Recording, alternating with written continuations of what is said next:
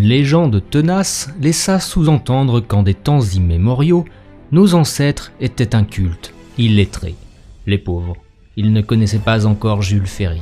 Qu'en est-il vraiment?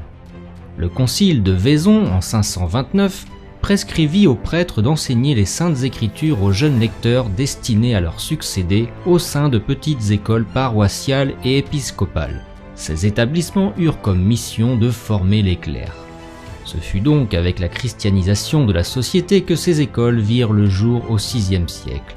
De jeunes laïcs pouvaient aussi intégrer ces écoles. Plus tard, Charlemagne, dans un capitulaire en 789, ordonna aux prêtres de créer des écoles pour apprendre à lire aux enfants. En 797, l'évêque d'Orléans tiendra ces propos. Que les prêtres établissent des écoles dans les villages et dans les bourgs. Et si quelqu'un de leurs paroissiens veut leur confier ses enfants pour leur apprendre les lettres, qu'ils ne les refusent pas, et qu'ils accomplissent cette tâche avec une grande charité. À partir du XIe siècle, ces petites écoles gratuites se développaient. Les élèves pouvaient y apprendre à lire en latin, à partir d'un psautier. Ils pouvaient également écrire, compter et aussi chanter. Dès le XIIIe siècle, dans certaines villes, les filles pouvaient aller à l'école et nul besoin d'appartenir à la noblesse pour y avoir droit. La fréquentation de ces établissements scolaires n'était pas obligatoire mais vivement encouragée. Ainsi, au XIVe siècle, l'évêque de Mende recommanda l'ouverture d'une école par village. Au XVe siècle, on dénombrait pas moins de 100 petites écoles rien qu'à Paris. À la fin du Moyen-Âge, même les paysans apprenaient à lire. Selon l'Église, pour pratiquer sa foi correctement, il fallait savoir lire. Toutefois, l'alphabétisation progressa difficilement par manque de temps et d'argent pour certains.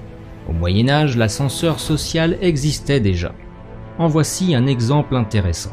Un certain Jean Gerson, futur philosophe et théologien, était issu d'un milieu paysan. Sa mère, paysanne de son état, savait lire et écrire. C'est elle qui s'occupa de son éducation.